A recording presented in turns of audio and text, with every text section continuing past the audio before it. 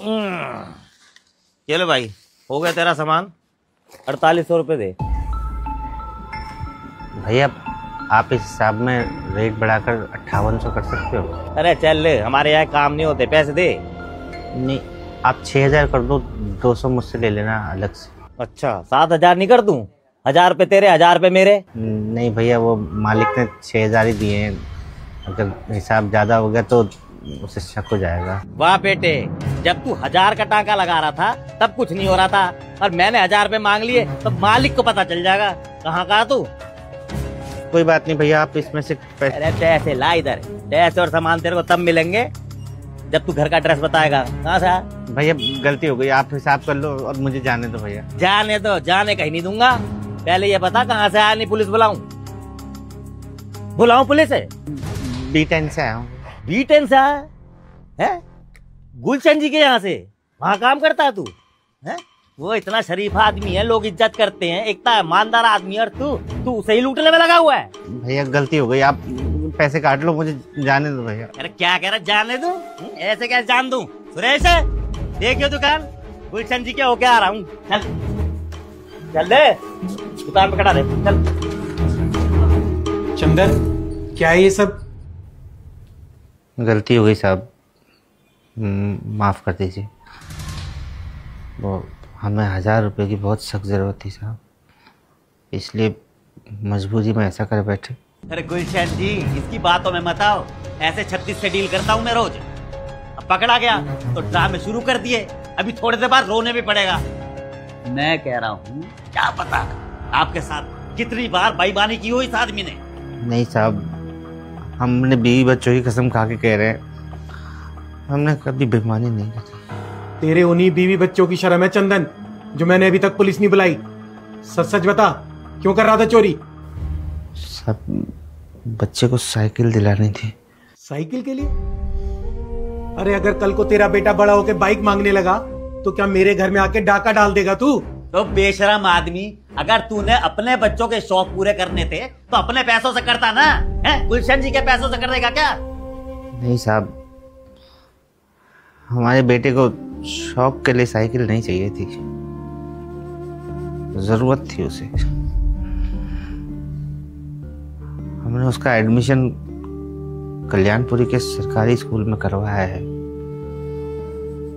School बहुत दूर है साहब, आने जाने में 30-40 रुपया खर्चा हो जाता है। अब इतना पैसा रोज रोज उसको देने की ना हमारी औकात है, ना हमारे बस की बात है। बेचारा बच्चा साहब पैदल स्कूल से आते जाते थक जाता है। हम उसके लिए पुरानी साइकिल ढूंढ रहे थे, सोचा था सस्ते में आ जाएगी। परसों हमें पड़ोस के मकान वाले गार्ड ने बताया कि उसका मालिक अपने बच्चे की पुरानी साइकिल बेच रहा है 2500 रुपया में। हमने उनसे बात करी तो वो बोले कि 2000 तक दे देंगे। 1000 रुपये हमारे पास था, पर 1000 रुपये का इंतजाम नहीं हो रहा था साहब। अगर 1000 रुपये की जरूरत थी तो गुलशन जी से मांग लेता, गुलशन जी मना थोड़ा कर देते तुझे। हमने इनसे बोला था साहब, वो 1000 रुपये की जरूरत थी, अगले महीने की तनख्वाह में से वापस ले लीजिएगा। 1000 रुपये उधार चाहिए? अभी पिछले हफ्ते ही तो मैंने सैलरी दी है तुम्हारी। और तुम लोग ना, तुम्हें एक बार उधार दे दो फिर तुम्हारी आदत बन जाएगी। नहीं मिलेंगे, जाके काम करो अपना।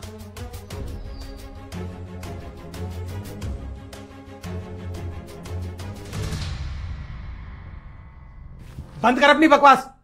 तूने मुझसे कोई पैसे नहीं मांगे, और दूसरों के सामने तुझे झूठ बोलते हुए शर्म नहीं आ रही?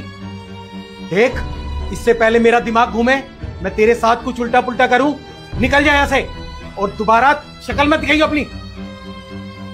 ऐसा मत करिए साहब, हम कहाँ जाएंगे? अरे भाई साहब, आप बिल्कुल सही कह रहे थे, ये लोग होते ही ऐसे हैं, इनका भरोसा नहीं किया जा सकता। चोर कहीं का। तू जा रहा है यहां से या नहीं?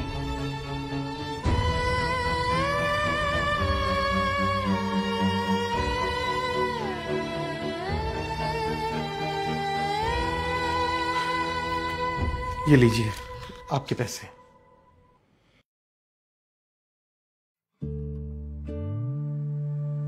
दाल होगी, चीनी होगी, आटा आटा लेके आइयो 10 किलो का पैकेट।